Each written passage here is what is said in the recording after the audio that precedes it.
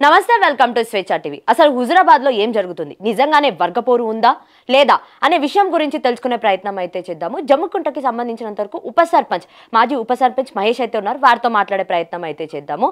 అన్న నమస్తే. నమస్కారం మేడం. ఏంటి నిజంగానే హుజురాబాద్ లో వర్గపోరు నడుస్తుందా లేదా?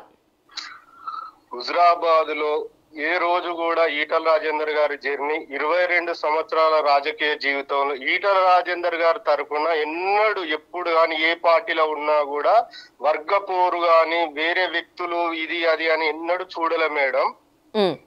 ఈ రోజున కొందరు నాయకులు వాళ్ళ ఉనికి కోసం పెద్ద గొప్పగా చెప్పుకున్న నాయకులు కొందరు మాత్రం వీళ్ళ వర్గపోరు అని సృష్టించి ఈ 22 సంవత్సరాల అయిన రాజకీయ జీవితంలో ఈ బీఆర్ఎస్ నాయకులు కానీ ఎవరిని అడిగినా కూడా, కాంగ్రెస్ వాళ్ళని అడిగినా కూడా ఈటల రాజేందర్ మనస్తత్వం ఎటువంటిది, ఈటల రాజేందర్ గారి వర్గాలను పోషించుతాడా అనేవి అంటే అందరికి తెలుస్తుంది. ఇవాళ కొందరు నాయకులు పని కట్టుకొని వారి మీద ఏదో అవాకులు చెవాకులు ఇండైరెక్ట్ గా డైరెక్ట్ గా అనలేక ఇండైరెక్ట్ గా వర్గపోరు అని వాళ్ళే వర్గాలు సృష్టించి వర్గ ప్రెస్ మీట్లు పెట్టుకొని కార్యక్రమాలు పెట్టుకొని కొందరి నాయకులను ఉసిగొలిపి వర్గం అని సృష్టించి మా దానిలో మాకు చిచ్చు పెట్టేదందుకు ఈటల రాజేందర్ గారు ఎంత గొప్ప మనసు మేడం. ఎన్నడూ కూడా హుజురాబాద్ లో ఓడిపోయినా కూడా మల్కాజ్గిరిలో పోతే 4 లక్షల మెజార్టీతో గెలిచిండు. ఏ రోజున ఆయన అక్కడ నిల్చున్నా కూడా ఇక్కడ కూడా మన పార్టీ మనం అని అందరినీ సముచితం చేసి ఏ వ్యక్తి గురించి కూడా ఎన్నడూ వర్గాలు విభేదాలు వ్యక్తులు అని ఎన్నడూ చూడలే మేడం. కొందరు నాయకులు మాత్రమే ఇండైరెక్ట్ గా వర్గాలు అని ఎందుకు వస్తుంది మేడం? పెద్ద నాయకులేనే కాదు, మీరందరూ కూడా ఒకటే పార్టీ కదా, ఒకటే పార్టీకి సంబంధించిన మీరు ఎందుకు ఒకళ్ళ మీద ఒకళ్ళు విమర్శలు చేసుకోవాల్సిన పరిస్థితి వచ్చింది? ఈటల రాజేందర్ గాని వర్గం గాని మా తరపున గాని మేడం ఒక్క రోజు కూడా ఏ వ్యక్తుల మీద విమర్శ చేయలేం మేడం. ఇది మా పార్టీ, మా జెండా, మా కథ అని భావించడం తప్ప ఏ రోజున ఏ వ్యక్తిని మేము ఎన్నడూ అనలే మేడం. వర్గం అనేది ఎవరి ద్వారా వచ్చింది మేడం? ఫస్ట్ ఈటల రాజేందర్ గారు అనలే కదా ఎన్నడూ ఏ వర్గం అని. మేము ఒకటి మా అధ్యక్షుడు కావాలని ఆయన అభిమానులు మీ అందరం కోరుకున్నా కూడా సార్ ఈ పరిస్థితి మనం అది ఇది అన్నా కూడా మనకు రాకుండా మనకు సైనికులుగా పనిచేద్దాం, మన నాయకుడు నరేంద్ర మోడీ అని చెప్పిండు తప్ప మనకు గీళ్ళు అన్యాయం చేసిన ఏ రోజు చెప్పలే మేడం. 22 ఏళ్ల చరిత్ర మేడం హుజురాబాద్ నియోజకవర్గంలో ఆయనకున్న సంబంధాలు 7 సార్లు ఎమ్మెల్యే గెలిచిండు మేడం. ఆయన ఏ రోజున గాలిలో గెలవలే మేడం. ఆయన ప్రజల మనసులోకి వెళ్ళి గెలిచిండు మేడం. 7 సార్లు ఎమ్మెల్యే అయింది మేడం. ఇవాళ మా నియోజకవర్గానికి వచ్చి వర్గపోరు చేసేది ఎవరు మేడం? ఈటల రాజేందర్ గారా వర్గపోరు ఉన్న అనే వ్యక్తి? కానీ బండి సంజయ్ ఎలాంటి గ్రూపులు లేవని చెప్పి కూడా నిన్న చెప్పారు కదా. గ్రూపులు లేవంటే మేడం ఆయన గ్రూపులు లేవనుకుంటేనే గ్రూపులు సృష్టిస్తాడు మేడం. సంబంధం లేని నాయకులు, ప్రజాదరణ లేని నాయకులతోని ఇక్కడ ఒక గ్రూపులుగా చేసి ఇబ్బంది పెట్టేందుకు ఎవరైనా ఈటల రాజేందర్ గారి దగ్గర పోతే నేను బిఫామ్లు ఈటల రాజేందర్ దగ్గర పోతే భారతీయ జనతా పార్టీ నుండి సస్పెండ్ చేస్తా. అది వర్గం కాకపోతే ఏంటిది మేడం? అంటే ఎవరు ఇలా బెదిరిస్తున్నారు సస్పెండ్ చేస్తా అని చెప్పి? వాళ్ళే ఇటు బండి సంజయ్ వారి గ్రూప్ బండి సంజయ్ గారు అంటున్నారట. ఇప్పుడు ఈటల రాజేందర్ ఏ పార్టీ మేడం? బీజేపీ కాదా మేడం? అవును, మేము బీజేపీ కాదా మేడం? మేము 22 సంవత్సరాలు ఉద్యమకారులుగా ఆయన ఎంబడి ఉండి ఆయన అభిమానించే నాయకుడిగా మనం భారతీయ జనతా పార్టీ కావాలంటే మేము 22 ఏళ్ళ మా అనుబంధాన్ని వదులుకొని పోయినాం మేడం. మేము ఆ పార్టీలకు మాకు ఇచ్చే గౌరవం ఏంటి మేడం? వర్గపోరా మేడం మీ ఇచ్చింది? మా నాయకుడు ఏ రోజైనా వర్గపోరు కానీ ఏ వ్యక్తినైనా కించపరిచే విధంగా మాట్లాడినా మేడం? అహంకారంగా మాట్లాడినా మేడం? దూషించిండా మేడం? మా ఈటల రాజేందర్ గారు ఎప్పుడు గాని ఒక స్పీచ్ లా గాని దేనిలో గాని మీరు చూడండి మేడం, ఏ టీవీలలో గాని కేంద్ర మంత్రులు ఇది అది అని సంబోధిస్తాడు మేడం. అహంకారంగా ఎప్పుడు మాట్లాడు మేడం. ఆయనకు నేర్పి ఆయన ఓపికే ఆయనకు అది ప్రజల ఆశీస్సులు అంత దీవెనలో పట్టుక ఈ రోజున 7 సార్లు గెలిచింది మేడం. 7 సార్లు అంటే ఆషామాషి గెలవలే, ప్రజలు ఆదరించిండ్రు.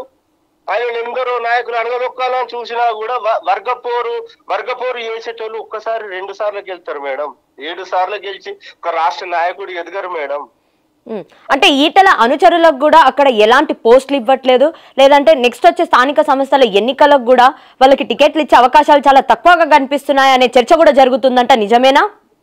100% ఆ బాధితుని నేను కూడా మేడం. మీరు అన్న పోస్టులల్లా నేను కూడా, నాకు కూడా 22 ఏళ్ల జర్నీ, రాజకీయ జర్నీ ఉన్నది సార్. నాకు ఒక మండల అధ్యక్షుడు ఇవ్వండి సార్, నేను మన పార్టీని డెవలప్ చేస్తాను, నేను కూడా వేయను మేడం. ఏమన్నారు?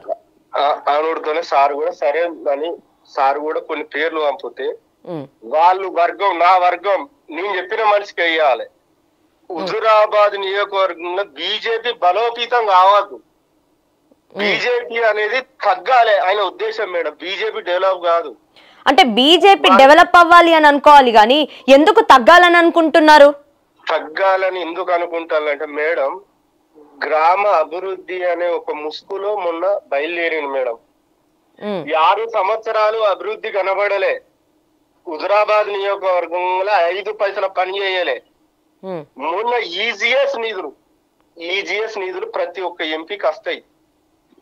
ఆ నిధులతోని మాకు అపోజిషన్ అటువంటి పార్టీ ఎమ్మెల్యే పాడి కౌశిక్ రెడ్డితోని ఒకే వెహికల్ వచ్చి ఒకే దండ వేసుకొని ఒకే శాలువ కప్పుకొని వర్గాలు ఎవరు పోషించింది, ఎవరిని ఎవరు దొక్కుతాను మేడం? ఇది జరిగి 15 డేస్ అవుతుంది. 15 డేస్ అదే మా కార్యకర్తలను మరి ఎందుకు విలువలే మేడం? మేము బీజేపీ సభ్యత్వం ఉన్న కార్యకర్తలమే కదా. మాకు ఇన్విటేషన్ ఉంటుంది, బీఆర్ఎస్ నాయకులకు ఇన్విటేషన్ ఉంటుంది ఆ కార్యక్రమానికి. ఈ వర్గాలు ఎవరు సృష్టిస్తారు మేడం? ఇవాళ నీ కరీంనగర్ మా ఈటల రాజేందర్ గారు రాలే, నువ్వు మా హుజురాబాద్కి వచ్చి వర్గపోరు చేస్తున్నావు. ఈటల రాజేందర్ గారు వర్గపోరు చేయాలంటే ఉమ్మడి 13 నియోజకవర్గాలలో ఆయనకు 50% నాయకులతో సంబంధాలు ఉన్నాయి మేడం. నీ కరీంనగర్ లో ప్రతి ఒక్క కార్పొరేటర్, ప్రతి ఒక్క నాయకులతో సత్సంబంధాలు ఉన్న నాయకుడు మేడం, హుందాగుంటాడు. వర్గపోరు అంటే నీకు 20,000 వచ్చినాయి మేడం. 2018 నేను ఎంపీ నిలుస్తుంటే, ఈయన 24లో ఎంపీ నిలుస్తుంటే 70,000 పైచీలకు ఓట్లు వచ్చినాయి మేడం. వర్గపోరు అంటే ఈటల రాజేందర్ ఓట్లు కాకపోతే అవి ఎక్కడి మేడం? ఈ వర్గపోరు ఇలానే నడిస్తే పార్టీకే నష్టం కదా.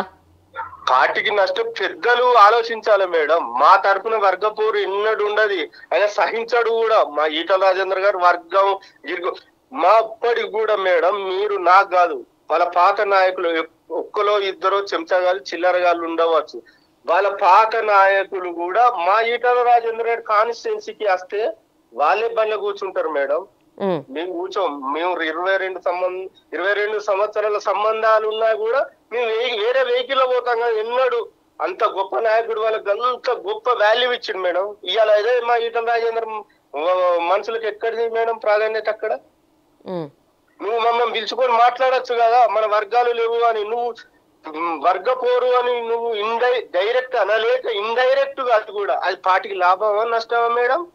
రైట్. హుజూరాబాద్ లో మరి ముఖ్యంగా హుజూరాబాద్ లో మాత్రమే ఒక సమస్య ఉందని చెప్పి కూడా బండి సంజయ్ చెప్పడం జరిగింది. మరి దీని గురించి మీరేమంటారు? హుజూరాబాద్ ఇక్కడనే కాదు మేడం, చెప్పుకుంటలేరు. చాలా కొన్ని నియోజకవర్గాలలో చెప్పుకుంటలేరు మేడం. పాపం వీళ్ళు ఎంత ఇబ్బందులు పడుతుందో ఏంటో. వర్గం మన పార్టీ డెవలప్ కావాలని చూస్తారు కానీ తగ్గాలని చూడరు కదా మేడం. ఇప్పుడు మా నాయకునికి పదవి రావాలని కోరుకున్నాం మేము.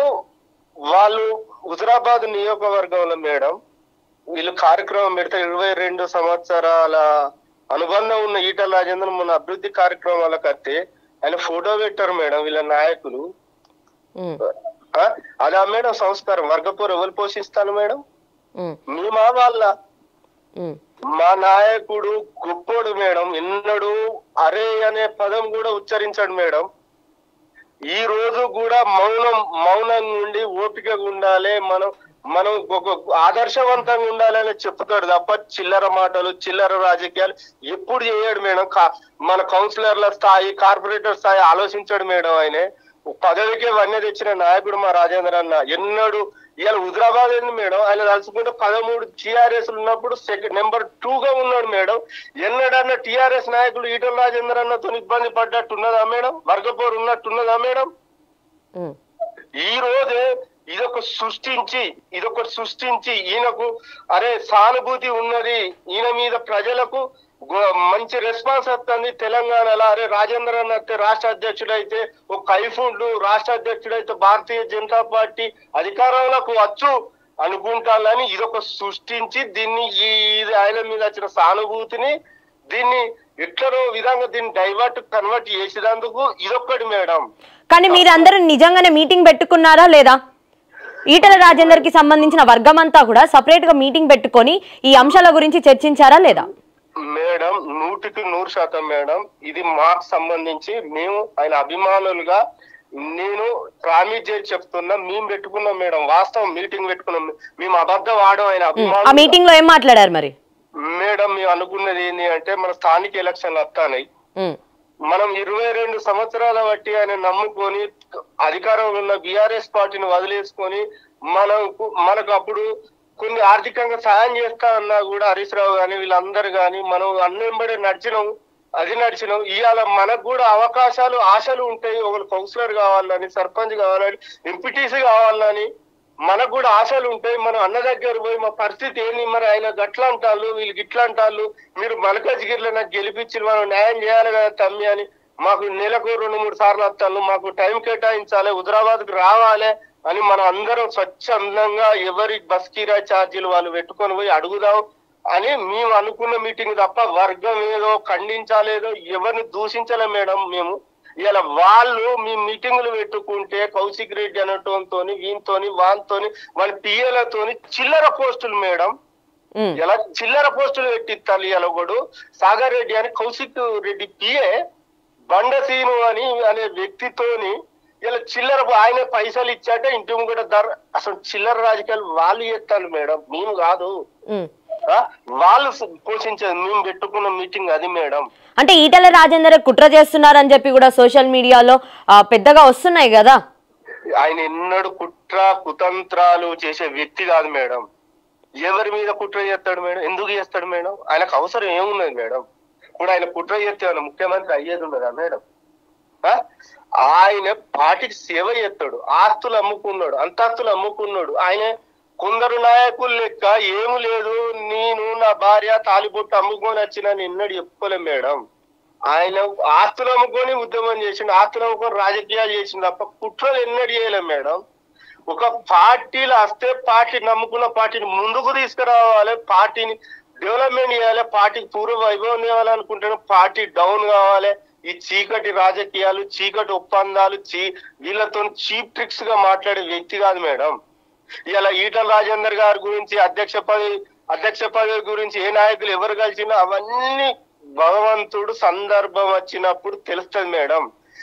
మంచి అనేది కొద్దిగా లేట్ గా తెలుస్తుంది జనాలకు. Okay okay right thank you అండి. Thank you madam. Okay right. So ఇది పరిస్థితి. కావాలని చెప్పి అక్కడ వర్గ పోరును క్రియేట్ చేస్తున్నారే తప్ప మేము ఎలాంటి వర్గాలను సృష్టించుకోలేదని చెప్పి కూడా చెప్పడం అయితే జరిగింది. మరి ఇది ఎక్కడి నుంచి ఎక్కడికి వెళ్తుంది అనేది అయితే తెలియాల్సి ఉంది. వేచి చూద్దాం మరి ఏం జరుగుతుందో. చూస్తూనే ఉండండి స్వేచ్ఛ టీవీ లేటెస్ట్ అప్డేట్స్ కోసం.